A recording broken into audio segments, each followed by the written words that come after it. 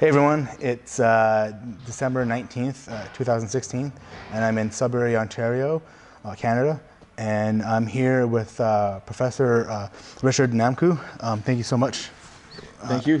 And we're at Troop MMA, and we're not actually in the gym, we're just outside of it. Yeah, we sort of got a little bit sidetracked because there's another class going on right now. Yeah. The kickbox just came in, so we had to give him some space. Yeah, I always want to give kickboxers space.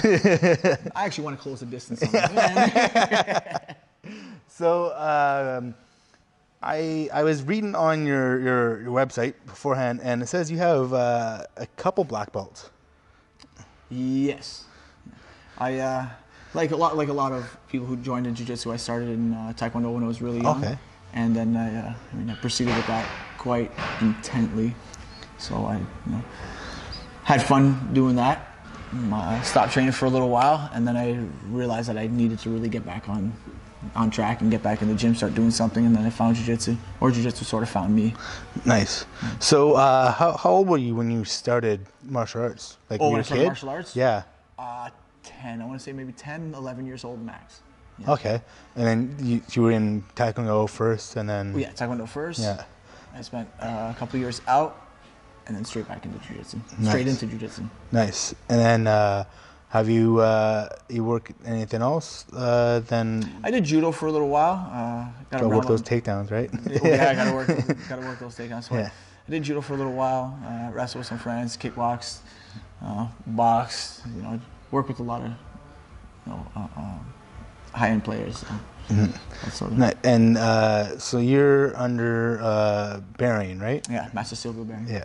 And so all this time you were training down in Brazil, or? The whole time was I in Brazil? Yeah. No, I've been training mostly Toronto and Brazil. Okay.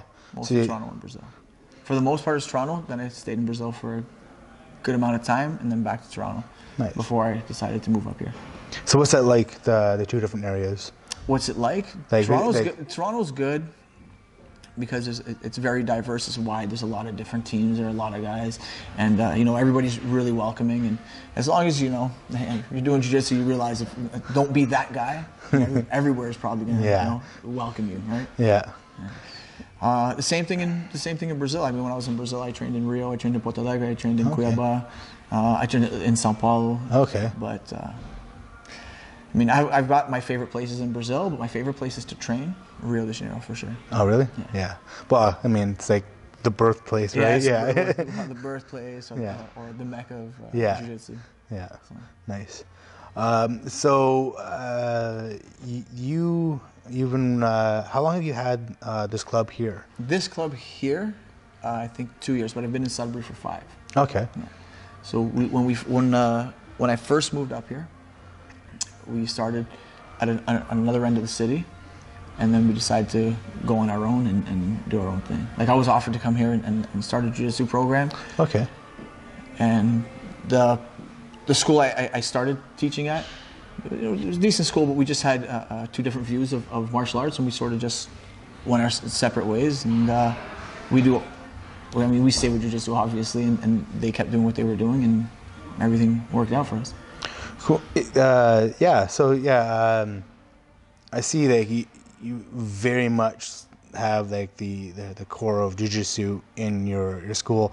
I kind of at first was thinking maybe it was more jiu-jitsu for MMA, but I love no gi, but I gotta be buried in the gi, especially if it's cold out. Yeah, I love the gi. I love doing both. So I love the gi. I love no gi. I love kickboxing. I love wrestling. I love judo. I love it all.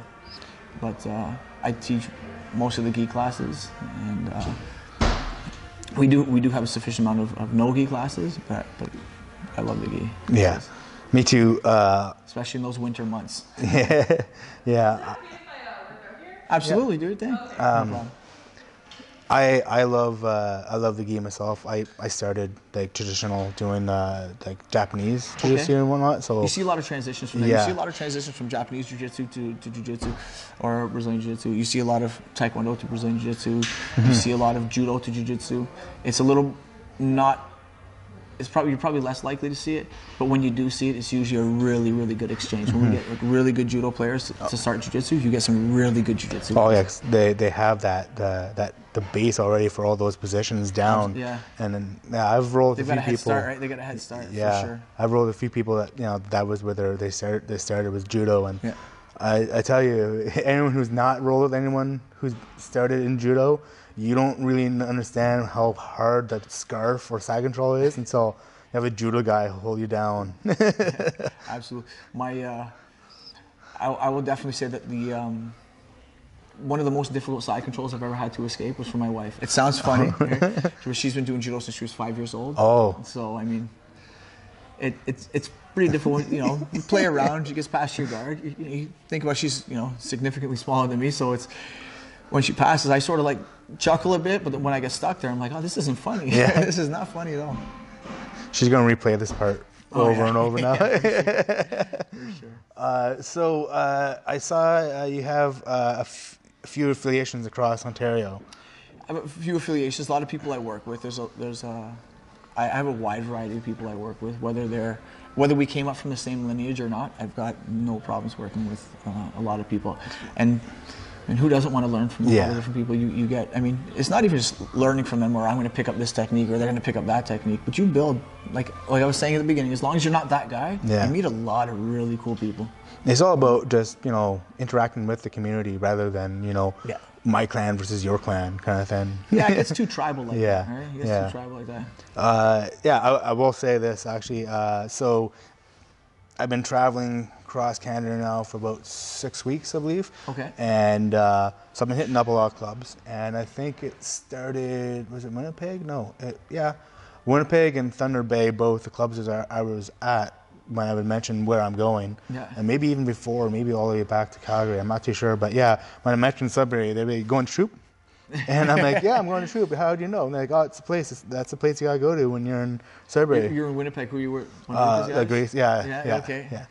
And the guys in Thunder Bay. The guys in Thunder Bay are wonderful. I love them. Yeah, love them. Yeah. I haven't had a chance to get out there. But everybody I've met from there, and there's a couple of our guys that go back and forth a lot. They have nothing but good things to say. They're very cool people. Yeah. I hope you're all watching this. People really cool. Hopefully I get out there soon. So you travel around a lot then, I guess? Training at other clubs, doing seminars? No matter where I go. I mean, my family wants to go on vacation. Got to pack a gi. Doesn't matter where I'm going. I mean, I got a lot of family that lives in Florida. When I go to Florida, I gotta train with those guys. I gotta get down there. I mean, there's a lot of really good guys in Florida to train with. I mean, New York, I've been training with people. Oh, geez, Maryland, Illinois, Indiana, Ohio, Kentucky, Georgia. It goes on, and that's just going down. That's just down the eastern side. To the western side, I was in California last year, and I ended up at some really good gyms. And all those guys were great. I've hit a few of the West Coast. I've been down San Diego because of my work. Our head black belt, Kieth Owen's in Idaho, and then friends with James Foster in Seattle. Okay. So I've been those places. Never made it out Oregon yet. Sorry, guys. Well, I will one day. I want to get out there.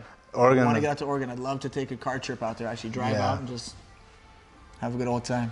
Yeah, it's funny. Like people joke about that. About like, oh, I plan my family vacations around my clubs and stuff. But it's like we're kind of starting to come to a point where you can almost just throw dirt on a map and there'll probably be a gym around that city, right? Absolutely. I got on a boat last year, traveled to the Caribbean with my wife, gi packed. Yeah. And everywhere I landed, I had to go, right? Yeah, that's awesome. As I'm here, I've trained with in your class today, and I was here at Open At yesterday. Your door is very open. Absolutely. I'll teach who wants to learn. I'll learn from who wants to teach. Yeah. Mm-hmm. And so is that something that, like, from the start, that was kind of you were taught, like, Yeah, like you said, from when I was a child, I was training a lot of different places because my teacher would bring me places to train, and we interact with other schools, and it wasn't as much tribal. We were trying to, not compete, but we're fighting for a bigger cause, right? We were fighting for Olympic status, national status. Okay. We weren't tribal. It wasn't just my house against your house. We weren't fighting neighbors. We were like, it wasn't even my block against your block. It was more like our world against their world. Okay, yeah. And even if there was no world to fight, it was good to understand that working together, you build friendships. You build lifelong friendships. Right? Oh yeah, I don't know if this is any real scale, but I don't know, since I've been starting this trip, my Facebook, has just been growing. Yeah, exactly. Yeah. People know your name, they know who you are, and it's not like I want to know him because I don't like him. Yeah. If they didn't like you, they'd be like, oh, forget his Facebook, who cares? But they do. Yeah, I want to follow him so I can downvote all his videos. Yeah. You can vote down, but you still took the time to vote. Exactly, right? Exactly.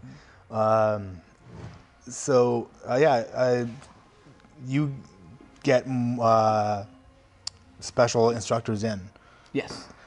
Is that just for seminars, or do people come along and just teach classes once in a while? I wouldn't say a pretty unique place in the world, but it's off the beaten path a little bit. Yeah. So if anybody's coming in from the east or the west or the north or the south, they have to come through here. When they come through, they know it doesn't have to be any special things. It doesn't have to be a grading or a seminar. If you guys want to come in.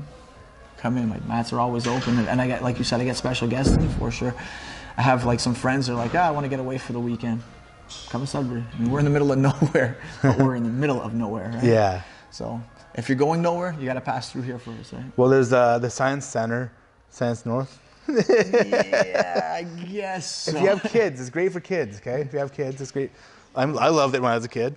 Yeah, I grew up living about 10 minutes away from the Ontario Science Center in Toronto. So, I mean, this Science Center is significantly smaller, but it is nice. It is so nice. What they do have is a place called Dynamic Earth.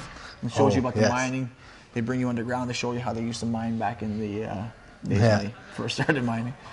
So, yeah, it is. Sudbury is a bit off the beaten path. It's definitely not down in all our big cities. No, absolutely not. We're going to put it there. Don't worry. We have a couple other places, a couple other jiu-jitsu places in town, and I think slowly but surely we're all going to sort of keep pushing it. We're making jiu-jitsu a little louder out here. It is actually. There is a great jiu-jitsu scene up here. That's decent. It's definitely decent. Yeah. So how? Was it work that got you up here? It was an offer. It was an offer to come here and bring a little bit more jiu-jitsu than that was already here. Okay. There was already jiu-jitsu here, but people were like, no, they wanted a little bit more, a higher level of judo, or not judo, a higher level of jiu-jitsu, and just more of it.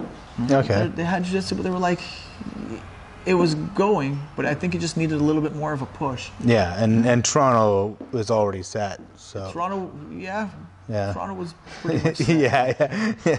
Like every time I go to Toronto, 'cause I lived there for a few years. I have family there.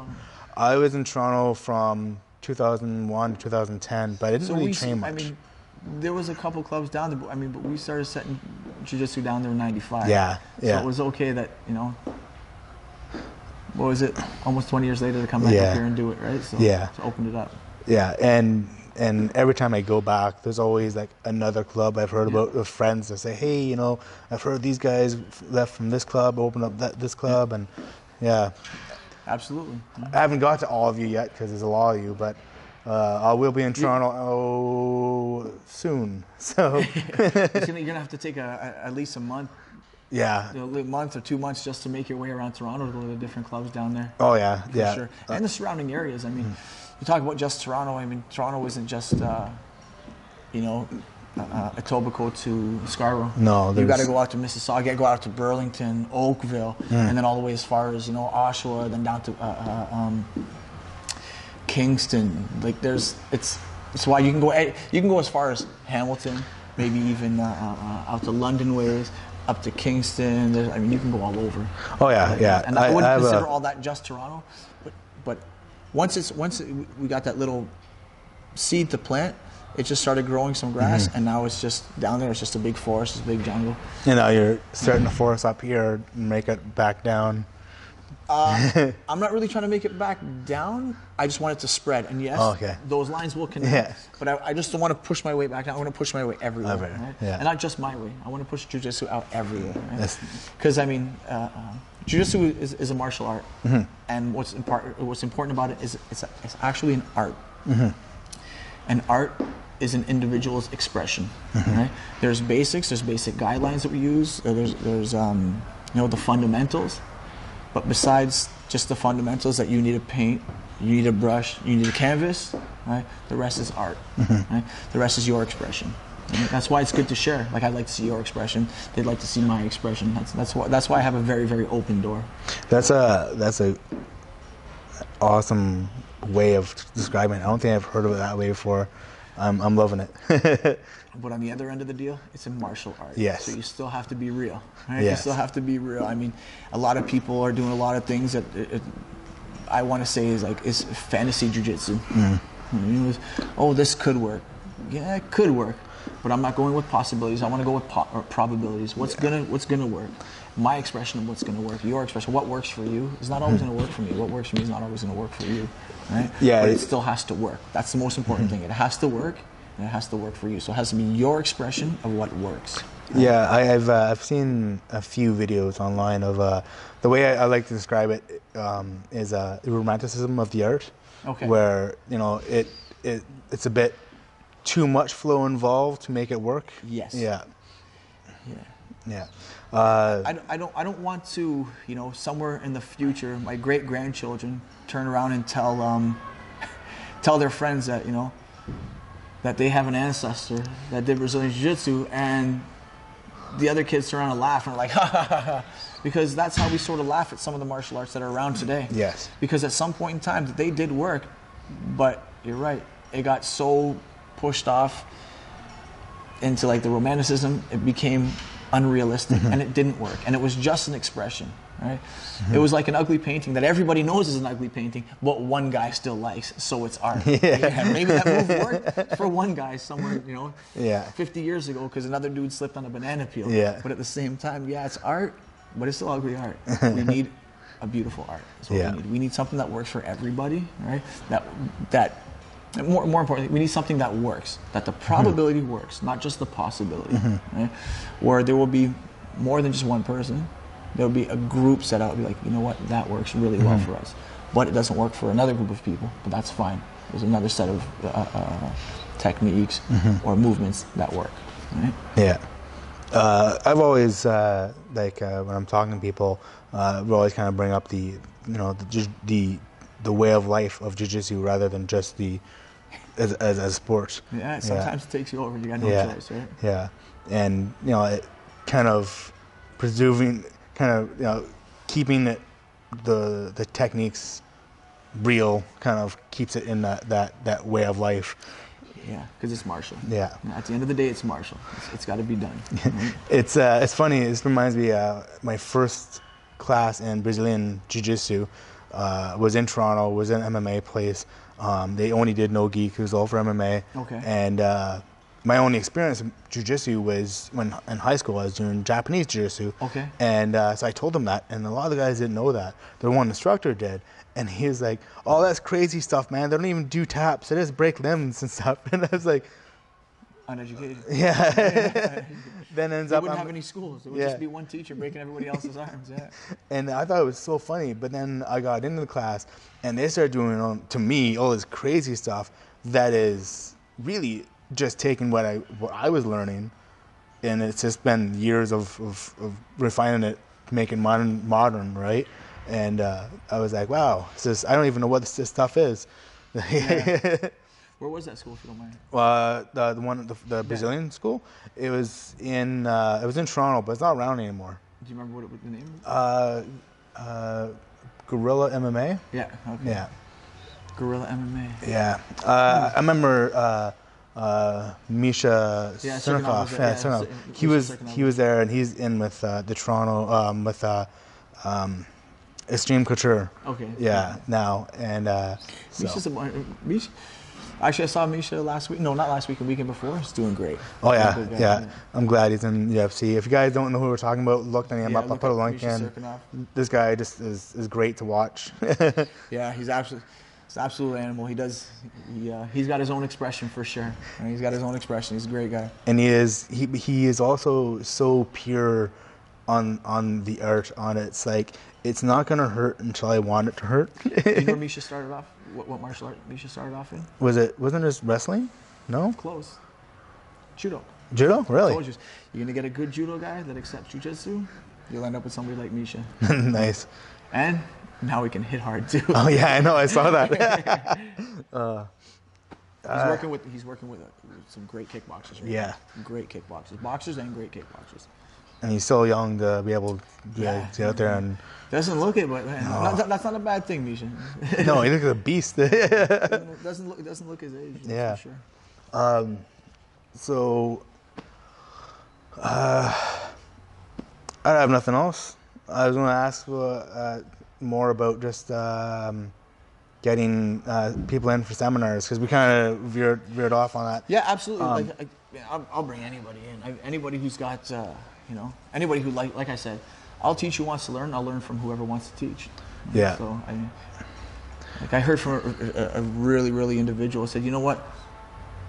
He might only be a blue belt or a white belt or a purple belt, but if he's got something valuable, you know what I mean? And his expression, if his expression is beautiful, like, it's good to stick with it. Mm-hmm. I mean, everybody has something to learn from. So given that you have like kickboxing as well as jiu-jitsu in with your club, do you guys get like sambo guys out, or? Sometimes we don't really get too many now, because like I said, we're a little bit secluded up here, so we don't get many. I mean, I can definitely bring sambo guys up, can definitely bring judo competitors up, kickboxers. Like, we've had really strong kickboxers come in. Right? I'm gonna start in a minute. I'm gonna start throwing like a lot of names around. I'm okay. I mean, I'm good. I will. I mean, yeah, I got the greatest kickboxers to work with. Greatest kickboxers to work with. Greatest jiu-jitsu guys to train with. They're amazing down there, up here too. So, how does it work for crossover? Do you get a lot of guys with jiu-jitsu staying around for the kickboxing classes? Yeah, absolutely. A lot of jiu-jitsu guys are like, here, I want to try this out, and then it's the other way around, right? So they. Because I know some schools are very, very separate. Like, I'm in Toronto, and you'll see there's like the guy only shows up for the one class, and that's it, kind of thing. I've been at classes. A lot of guys like to leave my class early to start. To start the kickboxing's going to start in 10 minutes. Can I go change? I said, no, this is your warm-up. Because they're going to just warm up and say, no, you can jump in after. Yeah. And vice versa, right? Yeah. There's guys doing kickboxing class and they see jiu-jitsu's going to start in 10 minutes and they look at it, can I leave? I said, no, keep sparring, man. I'm not going to make you warm up. Just go in. Like, I know I'm totally guilty of kind of only going to the classes I want to go to. Yeah, for sure. Some people do that. So you got to take care of your body. Sometimes you want to break, right? Yeah. Well, I mean, look at the beasts you guys have in there right now for kickboxing. I got a bust to catch in a bit, but no. I have seen that in some clubs where it's like it's very segregated. Like, not a lot of crossover. We have usually monthly things where we take all our guys out and we go. Go to a restaurant, go eat, or go to somebody's house, go watch the fights. And that's great. Yeah, our guys are close all the way around. That's like a key I find to. We've actually had some kickboxers that started jiu-jitsu that just have not gone back to kickboxing. Oh, really? And the other way around, we had some jiu-jitsu guys who were like, "You try kickboxing?" I was like, "Yeah, sure." And all of a sudden, he just disappeared, and us. We're like, "When are you gonna come back?" I said, "I don't know. I like this kickboxing." I mean.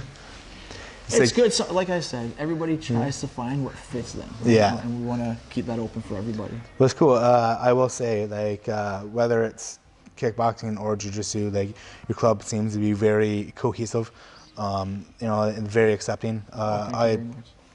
Yesterday at the open mat and today at class, I had all kinds, like pretty much everyone there that want to ask me, like, what are you doing here? You know, like, that's awesome. That's a Canadian thing too. Yeah.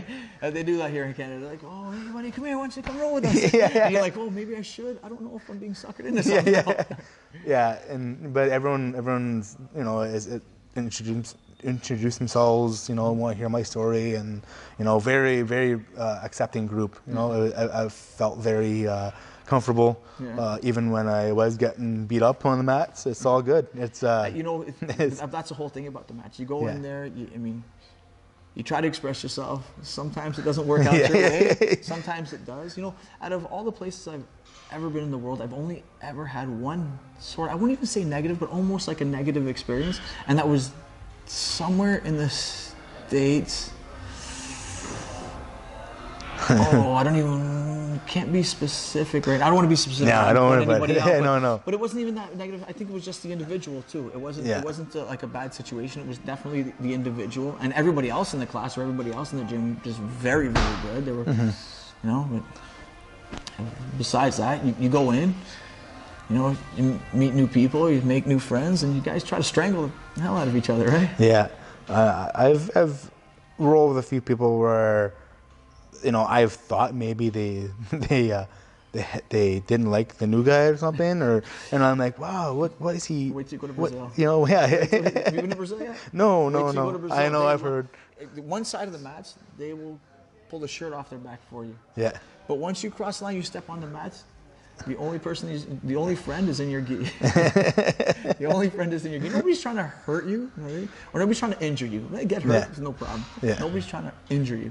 Yeah. But they're so passionate, you know, about everything. So when it comes to, you know, their own personal safety and well-being, it's probably, you know, the single best place I've ever trained in my life. Well, man, it's difficult to say because then there's there's so many great places. Even in my short bit of traveling around of where I've been, everyone always asks, well, where's your favorite? I'm like, well, right now this is my favorite, but I mean, I also have all this to travel to.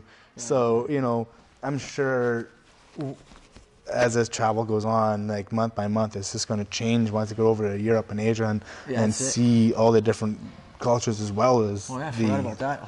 Japan, training in Tokyo. Yeah. I was in Tokyo. I was in Nagoya. Yeah. But you know, I think all that came from my sort of what I learned as a child. Because even as a child, not as a child, sorry, but as a young teen, I mean, I went to Seoul, Korea to train when I was doing Taekwondo. Oh, nice. And it was like, oh, we get to train here and we get to train there and we get to mix with a lot of the best people in the world. And I just thought that's how everything was done. So I was like, okay, I'm just going to keep doing it like that. But I mean, it's very rarely where you run into a place where, no, you can't come in here. I mean, I can understand if it's like, if I have a specific opponent that fights and there's a tournament coming up, I 100% agree. You know what I mean? But then again, me knowing that I have an opponent there, to go there would not be I mean, it's then I'm that guy. You know what I mean? Then I'm that guy. Yeah. And if they let me in, then I get whatever I get what I deserve. Know what I mean? Yeah. I'm probably gonna get run through by everybody in the gym, right? Really.